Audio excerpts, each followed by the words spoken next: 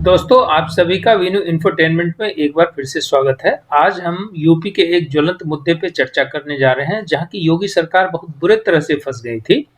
लेकिन शुक्र है सुप्रीम कोर्ट का कि उन्होंने योगी को एक राजनीतिक ब्लंडर करने से रोक लिया। हालांकि ये योगी की सूझबूझ ही थी कि उन्होंने सुप्रीम कोर्ट जाना मुनासिब समझा। अभी हाईकोर्ट ने एक बहुत अजीबोगरीब तरह का आदेश दिया था, जिसको कि अनुपालन करना राज्य सरकार के लिए एक बहुत ही दूभर स्थिति बन गई थी।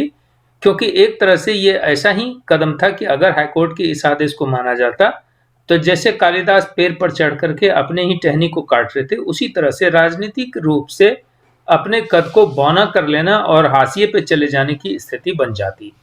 इस देश में जैसा कि आप जानते हैं कि हर स्तर पे आरक्षण की व्यवस्था है।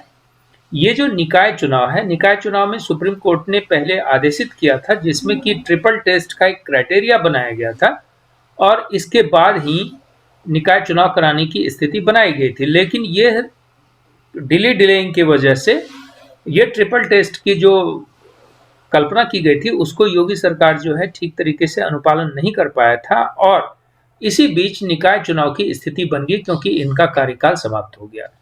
जब हाईकोर्ट में जाया गया तो हाईकोर्ट ने कहा कि आप आरक्षण की बात को अभी ना करके पहले, चूंकि कार्यकाल समाप्त हो चुका है, तो पहले आप इलेक्शन करा लें। ओबीसी आरक्षण की अगर आपने सुप्रीम कोर्ट का अनुपालन नहीं कर पाए हैं तो उसकी बात बाद में देखी जाएगी। लेकिन योगी सरकार ने त्वरित गति से सुप्रीम कोर्ट में अप्रोच किया, जहां की उन्हें अब स्टे मिल गया है। और जो ये पॉलिटिकल हाराकिरी होती, जो एम्ब्रेसमेंट होता, उससे योगी सरकार सिर्फ बची नहीं है, बल्कि राजनीतिक रूप से जो ओबीसी के बीच में एक योगी सरकार का परसेप्शन बनता, अगर ऐसा चुनाव करा दिया जाता हाईकोर्ट के अनुपालन में, तो ये सारी सीट अनारक्षित हो जाती और एक तरह से ओबीसी को इसमें चुनाव में जीत पाना बहुत मुश्किल हो जाता और उन्हें उनके अधिकारों से वंचित होना पड़ता। इस स्थिति से बचने के लिए योगी सरकार ने सुप्रीम कोर्ट का रुख किया था, जहां से कि अब उनको स्टे मिल गया है। इस स्टे तो मिल गया है, लेकिन इसके साथ ही योगी सरकार ने त्वरित गति से सुप्रीम कोर्ट की जो सिफारिश हुई थी, जो आदेश हुआ था, उसको अब अनुपालन करते हुए आयोग का गठन कर दिया है। तो आज हम जानते हैं कि ये ट्रिपल टेस्ट क्या है, जिस वजह से आपके उत्तर प्रदेश का चुनाव, यानी उत्तर प्रदेश का निकाय चुनाव अभी रुका हुआ है, जबकि निकायों का कार्यकाल लगभग समाप्ति की ओर पहुंच चुका है। इस ट्रिपल टेस्ट में सुप्रीम कोर्ट ने सिर्फ 3 बातें कही थी। क्राइटेरिया नंबर 1 कि सबसे पहले तो आपको एक कमेटी का गठन करना है, जो कमेटी की इस बात की जांच करेगी कि क्या आरक्षण की आवश्यकता है या नहीं, और है आवश्यकता तो किन सीटों पर। पॉइंट नंबर 2 कि किन सीटों पर इन आरक्षण की जरूरत है, यानी किस कॉन्स्टिट्यूएंसी में इन्हें आरक्षित किया जाए। और पॉइंट नंबर 3 कि क्या यह आरक्षण किसी भी कंडीशन में 50% से अधिक नहीं होना चाहिए।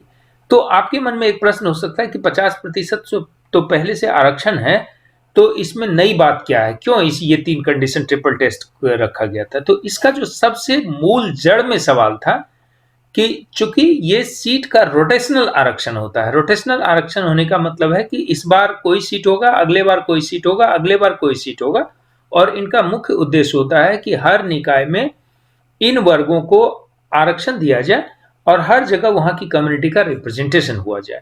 तो सुप्रीम कोर्ट ने अब ये कहा है कि यह तय होगा कि किस कॉन्स्टिट्यूएंसी में कि अभी आरक्षण देने की जरूरत है, इसकी जांच वह आयोग करेगा और उस आयोग के सिफारिश पर ही यह तय होगा कि कितना प्रतिशत आरक्षण और किस जगह दिया जाएगा। यही जो 3 क्राइटेरिया है, इसको ट्रिपल टेस्ट कहा जाता है। और इस टेस्ट में पिछड़ने के वजह से आपका निकाय का चुनाव जो है वो अटका हुआ है। हालांकि कोई भी पॉलिटिकल पार्टी इस मुद्दे पे आप नहीं देखते होंगे कि योगी सरकार की शिकायत कर रही है, क्योंकि कोई भी मुखर होकर के ओबीसी के विरोध में नहीं आ सकता, और भाजपा और योगी सरकार तो बिल्कुल भी नहीं, क्योंकि इनका जो मुख्य वोट का आधार है वो यूपी में जो बढ़ा है वो उन्हीं ओबीसी और एससी एसटी, जिसका कि पहले दारोमदार सारा का सारा पूरा वोट बल्क में अखिलेश यादव के समाजवादी पार्टी को जाता था और सुश्री मायावती जी को जाती थी, वही वोटर अब खिसक करके भाजपा के पास आया है, तो किसी भी कंडीशन में भाजपा इस वोट को खोना नहीं चाहेगी।